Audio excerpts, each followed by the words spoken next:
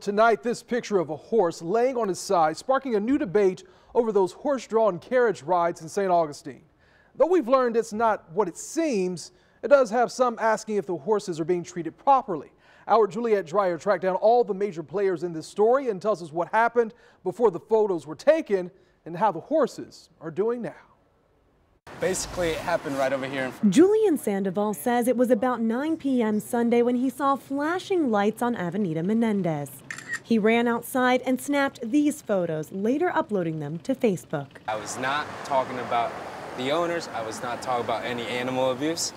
I was just trying to, get a conversation started because these horses don't deserve to be out here like that. Sandoval's main concern, the horses in the heat. I just have something against them in this type of weather, in this Floridian heat. He acknowledges the photos were taken at night when it's cooler, but says they serve as a jumping off point for discussion over the regulations regarding heat. Right now, St. Augustine City Ordinance prohibits horse-drawn carriages when the actual temperature reaches 95 degrees or the heat index is above 105. Right now it's 80 degrees. I'm standing out here and I'm sweating. I can only imagine what it might be like for them. So what happened Sunday night? Jennifer Cushion, owner of Country Carriages, confirms the horses were part of her business but says they are fine apart from a few scratches from the fall. She was unavailable to go on camera but said in an email the horses began working at 4 p.m., had done 3 rides and were on their way home. Cushion said, quote, "Spring tripped and threw Summer off balance, which made her fall.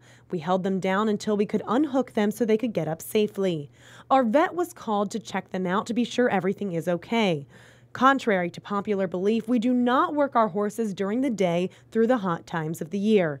We typically come out to work about 4 or later, depending on the temps," end quote. Underneath the tree is Striker. Nina Fisher, owner of Stepping Stone Farm, just a few miles from downtown St. Augustine, understands why the pictures are so jarring. I know, cookies. But she has no problem with the horse-drawn carriages. As someone who has worked with horses for 20 years, she cautions horses can go down for a number of reasons. Horses don't always show signs of illness. They just go and then they lay down.